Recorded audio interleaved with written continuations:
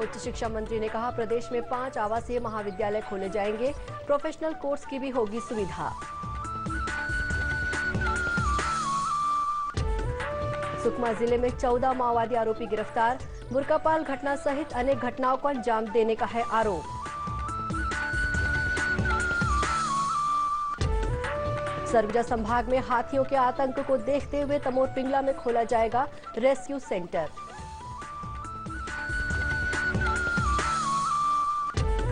और प्रदेश के विभिन्न हिस्सों में आज तेज हवाओं के साथ पड़ी बौछारें, रायपुर में तेज हवाओं से कई होर्डिंग्स गिरे।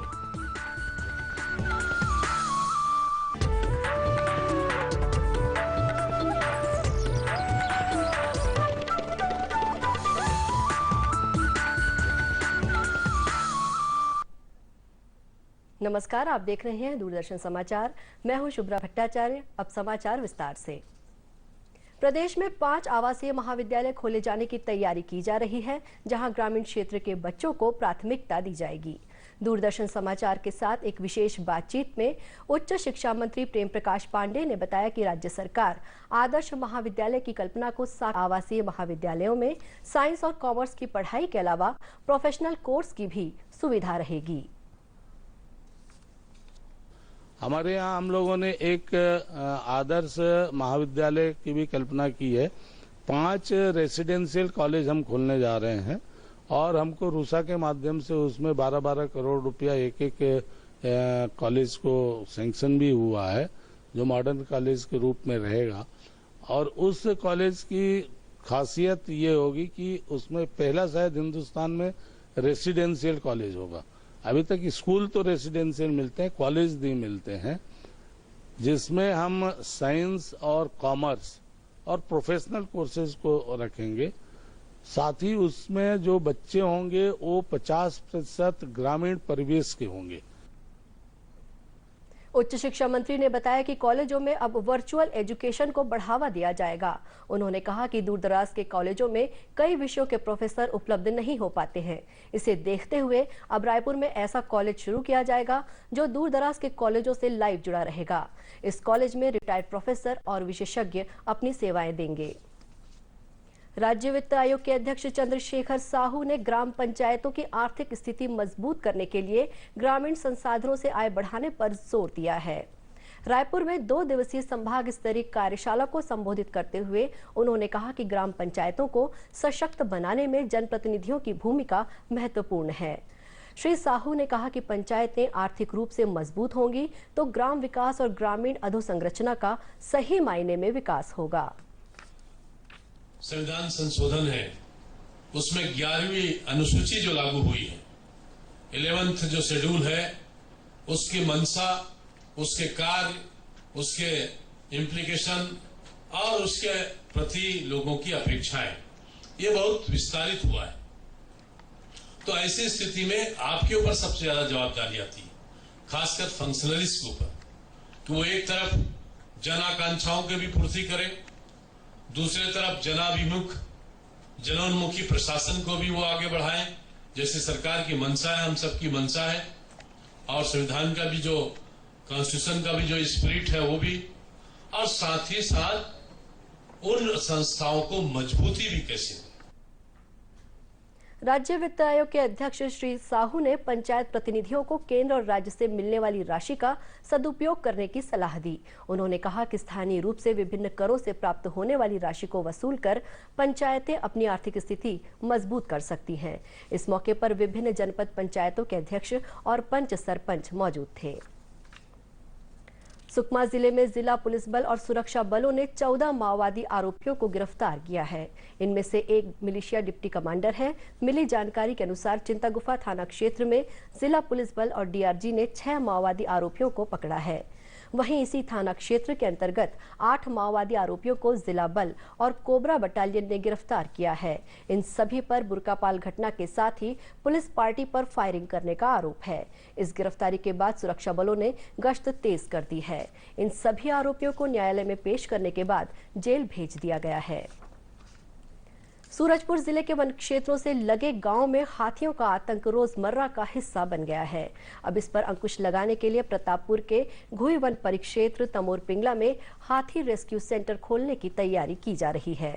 इन सेंटरों में जंगली हाथियों के लिए भोजन पानी की व्यवस्था होगी, जिससे वे गांव की तरफ रुख न कर सकें। घुई वन परिक्षेत्र के प्रभारी CS तिवारी ने बताया कि तमोर पिंगला में 40 हेक्टेयर क्षेत्र में ये सेंटर खोला जा रहा है, जहां बिगड़ैल और अपने दल से बिछड़े हुए हाथियों को सुधारने का भी प्रयास किया जाएगा।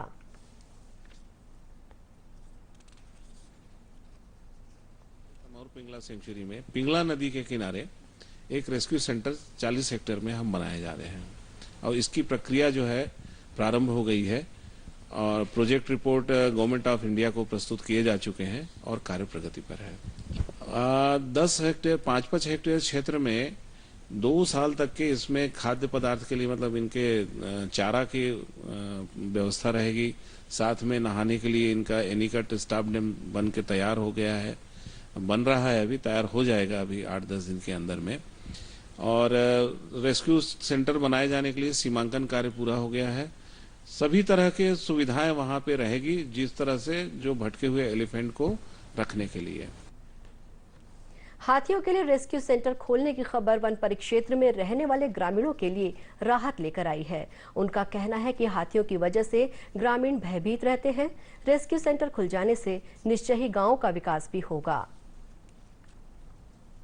जंगल में अच्छे से कर दिया जाएगा, हो जाएगा उनका व्यवस्था, तो वो भी नहीं चाहेंगे कि गांव में आके घुसे, क्योंकि उनको भी डर है, इसीलिए वो कभी भी गांव में घुसना नहीं चाहते। लेकिन उनका जंगल में आजकल खाने पीने का कोई जुगाड़ नहीं, इसीलिए धान वगैरह के चक्कर में खेत तरफ जंगल से बाहर आते हैं।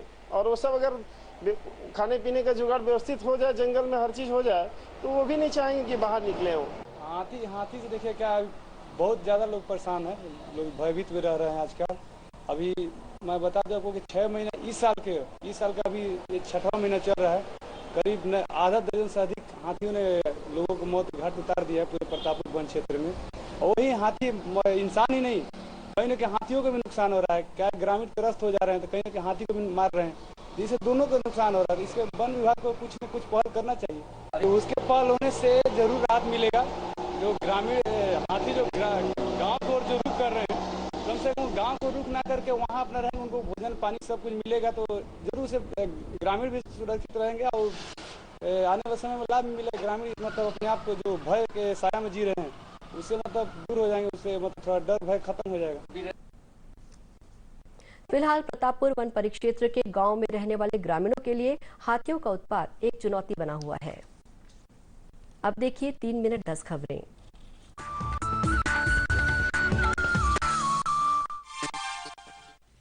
मुख्यमंत्री डॉक्टर रमन सिंह ने मंत्रालय में स्कूल शिक्षा विभाग के कामकाज की समीक्षा की। उन्होंने स्कूलों द्वारा विद्यार्थियों को नजदीकी ऐतिहासिक और पुरातात्विक महत्व के स्थलों का भ्रमण कराए जाने पर जोर दिया। साथ ही शिक्षकों के रिक्त पदों पर भर्ती के लिए जल्द कार्रवाई शुरू करने के निर्देश भी दिए।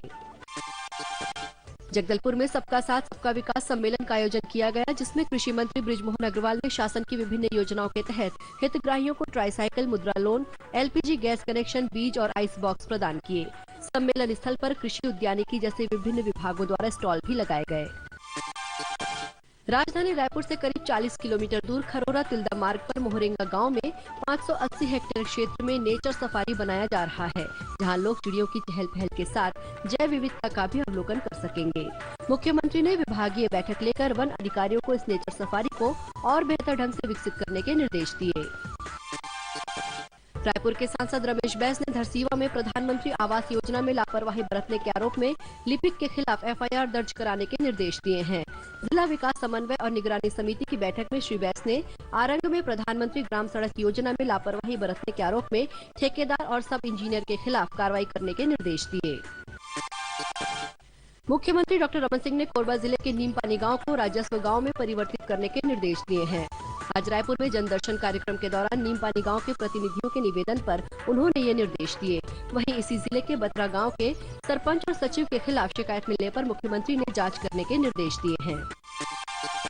विश्व रक्तदाता दिवस के मौके पर कल राजधानी रायपुर में स्वास्थ्य मंत्री अजय चंद्राकर ने स्वैच्छिक रक्तदान करने वाले व्यक्तियों और सामाजिक संस्थाओं को सम्मानित किया। इस मौके पर उन्होंने बताया कि आगामी 3 महीने में प्रदेश के सभी मुख्यालयों में ब्लड बैंक स्थापित करने का प्रयास किया जा रहा है। मुख्यमंत्री डॉक्टर रमन सिंह ने रायपुर के एक निजी अस्पताल पहुंचकर वहां इलाज के लिए भर्ती विधायक अमरजीत भगत और पूर्व मंत्री हेमचंद यादव से मुलाकात की। मुख्यमंत्री ने उनके स्वास्थ्य का हालचाल पूछा और डॉक्टरों को बेहतर से बेहतर इलाज की सुविधा प्रदान करने के निर्देश दिए। मुख्यमंत्री ने अस्पताल में भर्ती बस्तर के अतिरिक्त पुलिस अधीक्षक मोहित गर्ग के स्वास्थ्य की भी जानकारी ली। पशुवध रोकने के लिए केंद्र सरकार की ओर से लाई गई पशु बिक्री अधिसूचना पर रोक के लिए दायर याचिका पर सुनवाई करते हुए सुप्रीम कोर्ट ने केंद्र सरकार को नोटिस भेजा है। हालांकि सुप्रीम कोर्ट ने अधिसूचना पर रोक लगाने से इनकार कर दिया है। अब इस मामले में अगली सुनवाई 11 जुलाई को होगी। पूर्वी तट रेलवे के खुर्दा रोड रेल मंडल में तीसरी लाइन के सुधार कार्य की वजह से आज से आगामी 23 जून तक बिलासपुर और रायपुर रेल मंडल से आने जाने वाली कई रेलगाड़ियों का परिचालन प्रभावित रहेगा। इस दौरान टिटलागढ़ रायपुर पैसेंजर और रायपुर विशाखापट्टनम पैसेंजर रद्द रहेगी। इसके अलावा बिलासपुर टिटलागढ़ पैसेंजर संबलपुर तक ही चलेगी। भारतीय मूल के डॉक्टर लियो वराडकर आयरलैंड के सबसे युवा प्रधानमंत्री बन गए हैं। उन्होंने साइमन कोवेनी को 60% मतों से हराया। वराडकर ने अपना चुनावी अभियान सामाजिक और आर्थिक मुद्दों पर केंद्रित रखा। प्रधानमंत्री बनने के बाद अब उनके सामने आयरलैंड की अर्थव्यवस्था को पटरी पर लाना सबसे बड़ी चुनौती होगी।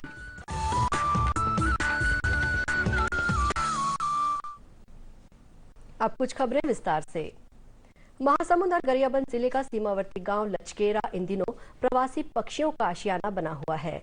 हर साल जून महीने में बारिश का पैगाम लेकर और मीलों लंबा सफर तय करके विदेशी पक्षी एशियन ओपन बिल स्टॉर्क लचकेरा गांव पहुंचते हैं। इन पक्षियों के पहुंचने के साथ ही गांव वाले खेती किसानी के काम में जुट जाते हैं। ग्रामीण इन पक्षियों को अपना पुत्र मानकर उनकी सुरक्षा करते हैं। इन्हें मारने पर दंड का भी प्रावधान है। ये पक्षी मुख्य रूप से प्रजनन के लिए लचकेरा पहुंचते हैं। दीपावली के बाद ये पक्षी अपने क्षेत्र लौट जाते हैं।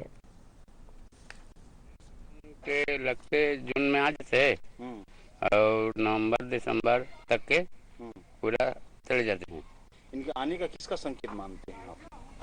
बरसात के मौसम लग गए इस रंग के, अब किसानी आ गए इस रंग के। उसके बाद क्या करते हैं आप लोग? अब किसानी की तैयारी करते हैं। महासमुंद के वन परिक्षेत्र अधिकारी आलोक तिवारी के अनुसार लचकेरा गांव में एशियन ओपन बिल स्टॉर्क पक्षियों के रहने के लिए अनुकूल वातावरण है।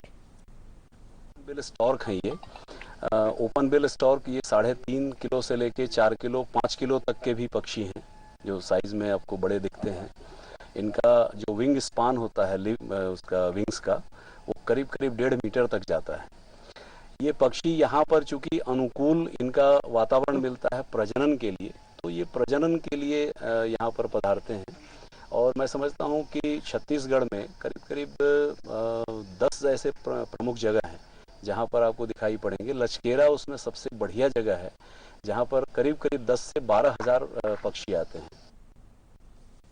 ग्रामवासी इन पक्षियों को खल्लारी कोकड़ा के नाम से बुलाते हैं। उनका मानना है कि इन पक्षियों के आने से गांव रोग मुक्त हो जाता है।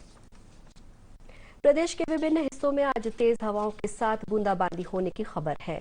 राजधानी रायपुर में दोपहर तेज धूप थी, लेकिन शाम होते ही मौसम में बदलाव आया और तेज हवाएं चली। कुछ इलाकों में बारिश भी हुई। तेज हवाओं के कारण कहीं कहीं होर्डिंग्स गिरने के समाचार हैं।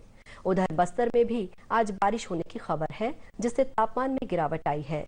जगदलपुर शहर के विभिन्न हिस्सों में तेज हवाओं के साथ बारिश होने से मौसम खुशगवार हो गया है।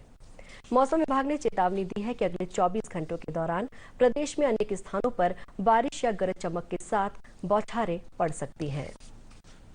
अंत में मुख्य समाचार एक बार फिर। उच्च शिक्षा मंत्री ने कहा, प्रदेश में 5 आवासीय महाविद्यालय खोले जाएंगे। प्रोफेशनल कोर्स की भी होगी सुविधा। सुकमा जिले में 14 माओवादी आरोपी गिरफ्तार। बुरकापाल घटना सहित अनेक घटनाओं को अंजाम देने का है आरोप।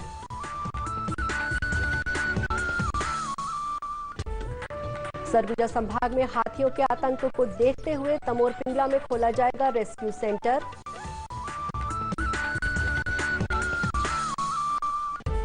और प्रदेश के विभिन्न हिस्सों में आज तेज हवाओं के साथ पड़ी बौछारें, रायपुर में तेज हवाओं से कई होर्डिंग्स गिरे। इसी के साथ ये समाचार बुलेटिन समाप्त हुआ। नमस्कार।